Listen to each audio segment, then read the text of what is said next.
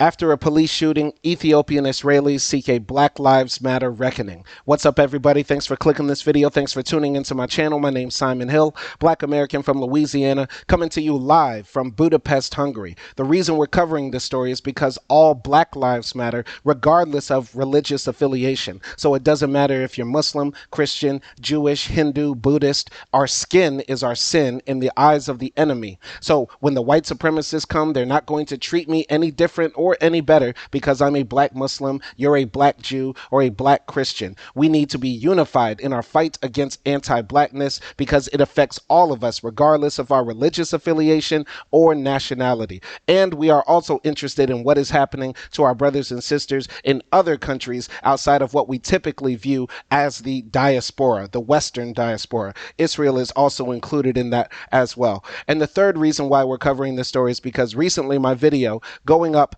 right now is about the two Tanzanians who were killed while in Israel. And many Israelis and Palestinians are coming for me back and forth in the comments. And the Israelis are making the claim that because two Tanzanians happened to go to Israel to study agriculture, there is no anti-black racism in Israel. Well, guess what? Knock, knock at the door. It's Simon Hill here to bring you some truth. And yes, there is anti-black racism in Israel. There's anti-black racism all across the planet because we live under the system of white supremacy. That does not mean that all white people are bad. That does not mean that all white people are inherently evil. No, no, no, no, no. That is not what I'm saying at all. What we do have to acknowledge, though, is that blackness anywhere across the world will always be viewed with suspicion and always have hatred attached to it. And that does not exclude Israel. Let's get into the story right here. Ethiopian Israelis hold a candlelight vigil in Tel Aviv to protest police violence and discrimination. The picture was taken by Jonas Aperskalaski for the New York Times. This article was written by David M. Halbfinger and Isabel Kirshner, published on July 13th, 2019. So this is before the big Black Lives Matter movement that happened the year after in 2020 because of the George Floyd murder. And I'm not rehashing or digging up old dirt because 2019 is not that long ago. And if they were having problems with anti-black racism in Israel in 2019, we're probably more than certain they were dealing with anti-black racism in 2023, and we will see it pop up in 2024. Just in 2023 this year, the Eritrean community in Israel got into a big fight amongst themselves over fighting over political differences that are happening in their country. And Netanyahu came out and said that he wanted to deport all the black Eritreans for fighting about some politics happening in their own country. But he wouldn't have said that to the Ukrainians or the Russians who have flooded into Israel, but he wanted to deport all the black immigrants that came in there. So that's an example of anti-blackness that happened just this year in 2023. I'm going to read the story now. So Netanya, Israel. What stings most is that he was arrested at 15. What stings most is not that he was arrested at 15, that his crime was speaking up for a younger boy, that he was one more Ethiopian harassed by the Israeli police, or even that he was pummeled by the police officer on the way to the station house. The one memory that Isra Ayalo, 25, cannot shake was the moment when the officer told a commander, "Watch this," and raised his fist again. Mr. Ayalo flinched. The commander laughed. From that point on, Mr. Ayalo said, "I've had a hole in my heart." This is Isra Ayalo, 25, a delivery man and combat veteran, says he has been arrested on bogus charges 10 times since he was 15. So this is no different than what we hear about or what we experience or what we actually hear from our brothers or sisters or go through ourselves in the U.S. or other parts of the diaspora. We're arrested unfairly, beaten unfairly, jailed unfairly, incarcerated at higher rates. The same thing applies to Israel. So of course they are practicing anti-black racism when many black men and women are talking about these same sort of experiences that we go through in the U.S. And this is not right. He is not the only one. The fatal police shooting of an unarmed Ethiopian Israeli teenager on June 30th has set off angry and sometimes violent protests in cities across Israel, forcing a national reckoning with what black Israelis say is a history of endemic racism, especially when it comes to treatment by the police. Ethiopian Israelis, a tiny minority of 150,000 in a country of 9 million, say they hope the killing of 18-year-old Solomon Teka might finally be their Black Lives Matter moment. At a minimum, it has been a galvanizing one in housing complex courtyards and shady parks, on social media, and in professional suites. People in all reaches of the community have become newly emboldened to speak out. It's such a shame that for Black people across the world, especially when we're living in countries where we are the minority, that we have to wait for one of us to die for us to get people to recognize the problem of endemic anti-Black racism and systemic white supremacy at play. It's such a shame that we have to rely on accidental martyrs to happen for people to realize the evil that is being committed in the country against Black populations. It's all about us, lawyers, doctors, everyone, said Michael Avera Samuel, the Ethiopian-born director of Fidel, a nonprofit organization that runs youth centers and offers training in leadership and parenting skills. But who says she is equally... No, but who says she is frequently offered house cleaning work by people who do not know her. For the first time, we are willing to put it on the table. It's very good that the people are able to speak out, and they're being courageous enough, because anytime Black people speak out, for example me, we are attacked. Whenever we speak about our issues, whenever we advocate for our people, whenever we direct people to the anti-Blackness that is happening and point it out, people then come for us, attack us, and that's Black people and white people, unfortunately, or other people who are not Black or white, who then decide to practice white supremacy by attacking Black people who are just advocating for peace, justice, and reconciliation, and that sort of thing. It's a very brave thing to do, to be a Black person alive and speaking out against anti-Black racism. And it's such a shame that, women like Michael Avera, she probably is very educated, very well-spoken, very, very smart, and yet and still the only job that she's offered to do is house cleaning. It's a shame. This is a part of the economic deprivation that the white supremacists want to keep us in, to keep us under their heel. So, an Ethiopian Israeli woman sells Ethiopian dresses on the streets in the city of Rehovot. Ethiopian Israelis say they face discrimination in housing and employment and from the police. Ethiopian Israelis have been here before. At least 4 Ethiopian Israelis have been killed by police fire since 1997. Another 7 were recorded as suicides or died in murky circumstances after encounters with the police, according to community activists. 9 of the 11 were under age 25. Absolutely a shame that so many people are dying in police custody. I know somebody who is pro-Palestinian, whether they are Arab or not, is going to jump into the comments and say, "Oh, you think that's bad? How many Palestinians do you think were killed under police custody in Israel?" I don't know. And honestly, I don't care. I don't care at all. This is a Black ass channel, and Black people have the right to talk about our issues and what happens to our people without including the other groups of people who want to make their voices concerned. Because if we were talking about Palestinian issues, people would shut me down as soon as I start talking about Black issues as well. But whenever Black people have our talk, we have to include the Palestinians. We have to include trans people. We have to include gay people. We have to include all these other groups. We can talk about our issues without other people being involved in it. Yes, intersectionality is important when analyzing white supremacy and what's at play. But when we are talking about our stuff, we don't need to include other groups in it. I'm sure the number of Palestinians held in Israeli prisons is much higher than the number of Ethiopians or other Black migrants or citizens there who are held unfairly in the Israeli jails. I'm sure. I'm absolutely sure. But does that make it okay, first and foremost, for the Black people to be held there? And can the Black folks talk about that issue without including y'all? Y'all deal with y'all issues because y'all sure as hell don't care about our issues when y'all are dealing with yours. So you don't have to talk to many Black men in Israel to find stories of abuse by the police. Laul Tashala, 24, said that as an 11-year-old boy in the city of Rehovot, in a poor neighborhood where half of the residents are Ethiopian Israeli, he was searched and stripped by officers who confiscated the telephone he had bought with money earned from odd jobs and gardening. His friend, David Mullu, 25, told of being picked up by police for the 3rd time, and as ever for no reason, 6 months ago outside the community center where he was a youth counselor.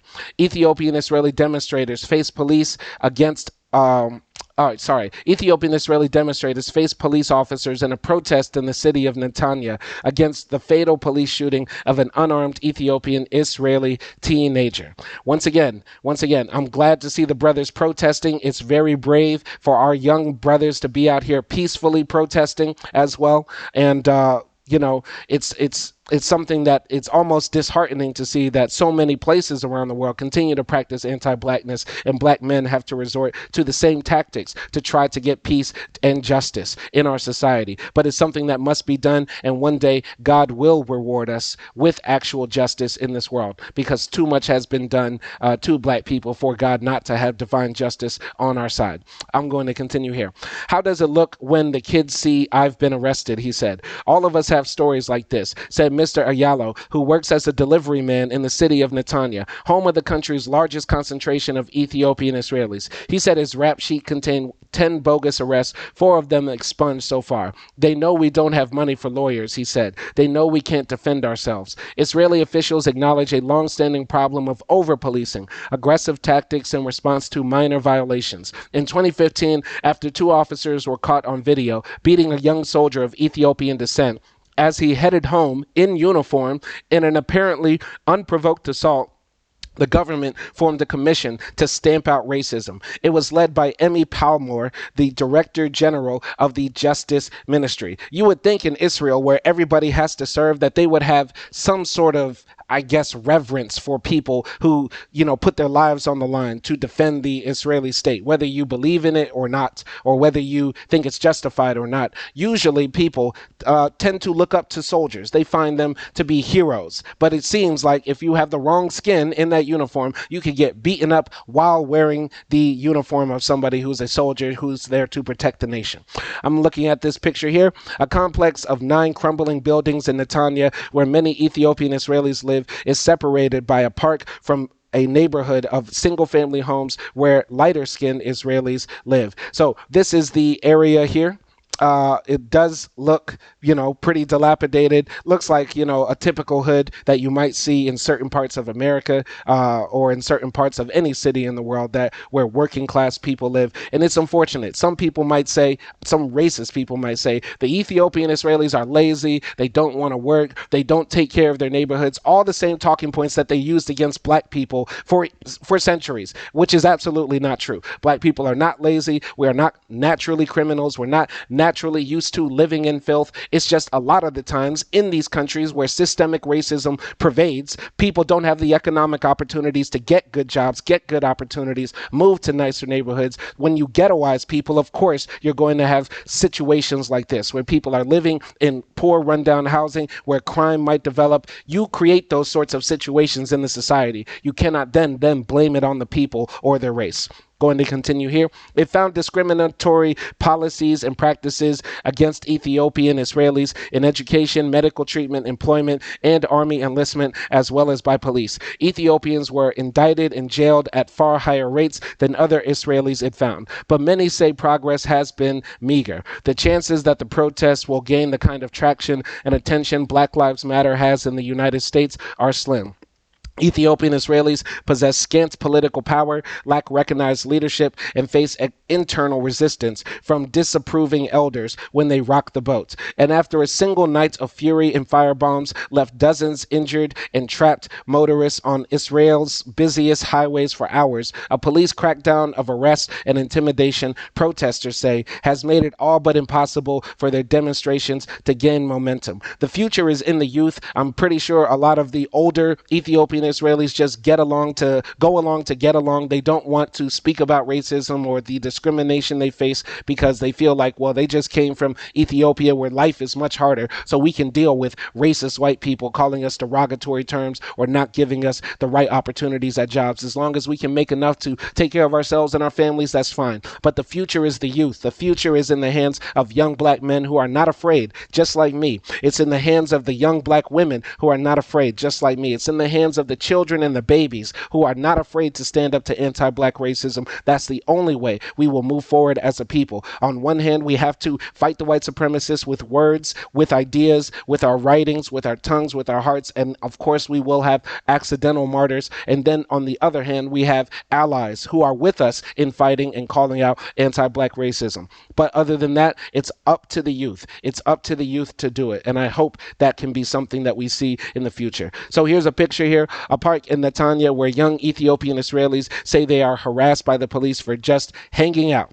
It wasn't meant to be this way. When the largest wave of about 14 sorry it wasn't meant to be this way. When the largest wave of about 14,000 Ethiopian Jews arrived over 3 days in 1999 in a secret airlift, Israelis rejoiced and immigrants kissed the tarmac. Ethiopian Jews who tradition holds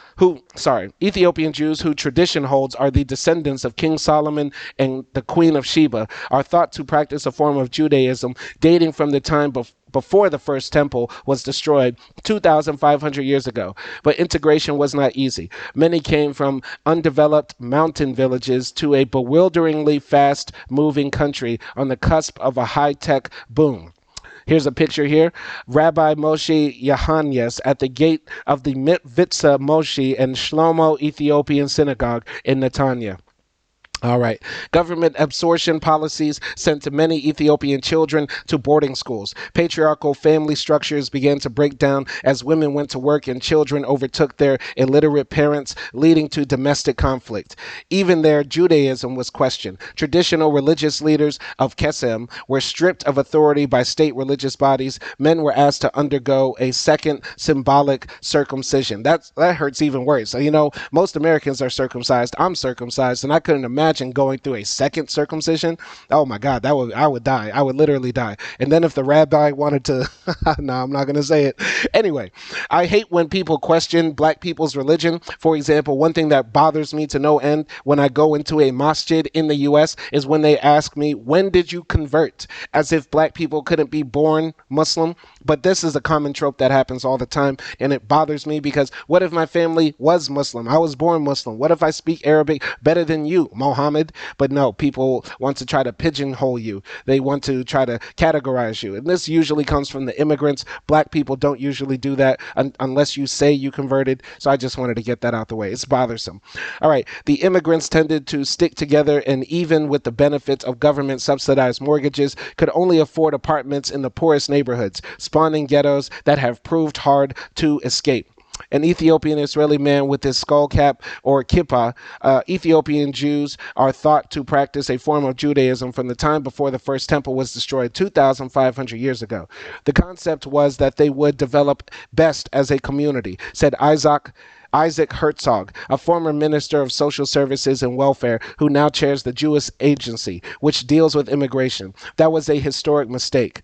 Only 20% of Ethiopian Israelis who grew up here hold an academic degree, compared with 40% of the rest of the Jewish population, according to a 2015 study by the Taub Center for Social Policy Studies in Israel. Monthly household income is nearly a third lower than the national average. Even those who do get an education often find color is still a formidable barrier. It's very difficult as someone who's black to get the same opportunities, said Alamito Itzak, 32, of Netanya, who said she had earned a teaching certificate but was stuck working as a supermarket cashier. People find it very hard to see you as equal. See, that's not cool. Shout out to this sister right here. She earned a degree. She worked hard. See, this is the thing. The white supremacists tell us, oh, just go to college, work hard, invest in education, do all of that stuff, and you can be successful. Even when we do that, what happens? They ghettoize us. They don't give us the jobs. They make it harder for us to get the jobs. We have to go earn 2 degrees and be absolutely perfect just to pass the job. I have a degree, and here I am on YouTube. As a mother, I'm very afraid, said Tommy Ayalo, whose 11-year-old son wants the freedom to go out alone. Racism spills out in other, often ugly ways. Young Ethiopians described the humiliation of being barred from nightclubs, told a party was invitation only, or that a venue was full. After the protests broke out this month, Hebrew social networks were flooded with comments like, "Go back to Africa." See, the same anti-black racism that the Arabs practice, the Israelis practice as well. I've spoken about this before when I was living in Tunisia for about 2 years. Oftentimes I would go to the club, go to a bar, and then they would see my black ass and say, "Invitation only, you can't come in." Meanwhile, other Arab people who are whiter than me, or light skin, whatever, go in with no problem, no checks, nothing like that, right in front of your face. Happening the same in Israel as well. And the "go back to Africa" is probably the nicest thing they say. They probably call them a racial slur in Hebrew that I would not repeat here.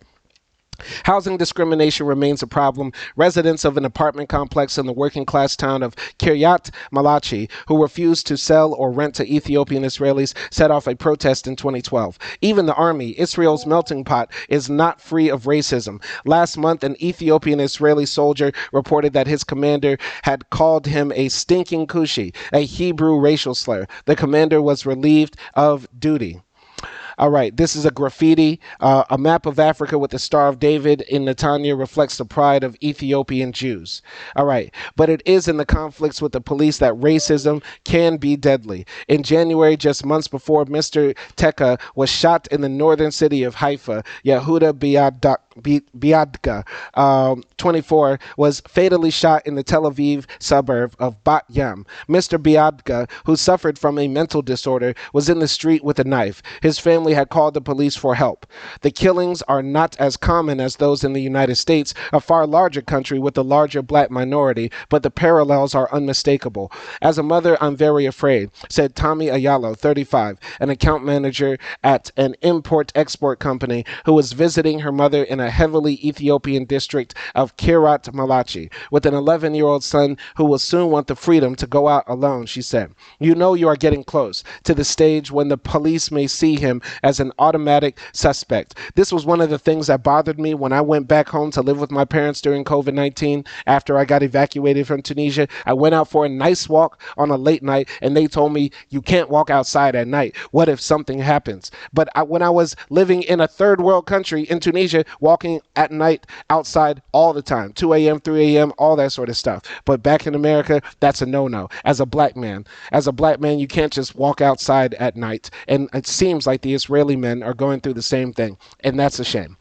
So the police acknowledged the problem. Gilad Erdan, the Minister for Internal Security, said this week that he met with dozens of activists who told of mistreatment by the police, and they did not at all make up stories and did not coordinate with each other. But the authorities say there has been progress. Ms. Palmore wrote recently that internal data reflected a drop in over-policing and a significant improvement in police interactions with young Ethiopian Israelis. Indictments of Ethiopian Israeli minors for assaulting a police officer have fallen by about a third. Mr. Erdan and Moti Cohen, the acting police commissioner, promised to set up a new unit to fight expressions of racism wherever they exist and to ensure that force is used moderately and responsibly only against those who break the law. Ethiopians are hopeful, but they have heard these promises before. Ethiopians are hopeful, but they have heard these promises before. All they ask, they say, after an extraordinary journey to a promised land, is to be accepted as no less Israeli than anyone else. In the 1980s, as a youth of 14, Zion Getahun walked hundreds of miles from his village in Ethiopia to a camp in Sudan, where he was airlifted to Israel. He had grown up listening to his grandmother dream aloud about reaching Jerusalem. Getting there after a journey of more than 2 months was like touching the moon, he said. Mr. Getahun, an educator who sat on the Palmore Committee and runs an Ethiopian community center in Jerusalem, compared the Ethiopians to Arab Israelis who have long borne the brunt of bigotry here. Now, he said, we have passed the Arabs in discrimination. Is this the Israel we dreamed of? He added, it's a question I ask. David M. Halbinger reported from Netanya and Isabel Kirshner from Rehovot, Israel. Very good article, very excellent article. I'm ashamed that I did not read this before. Once again, Anti-black racism is everywhere. For any Israelis who want to jump on my channel and think I'm pro-Israeli, I am not. Any pro-Palestinian people who want to come and rally behind me, I am not on your side either. I am on the side of black people like this who are facing anti-black racism and who need a voice to speak out against it. The Ethiopian Israelis and other black people in Israel have spoken constantly about this, and I support them in their movement to get justice and equality in a society that historically was created by people who ran from white supremacy, and now they want to practice it against others, and that's a shame. My name's Simon Hill. Thank you for watching this video. Peace.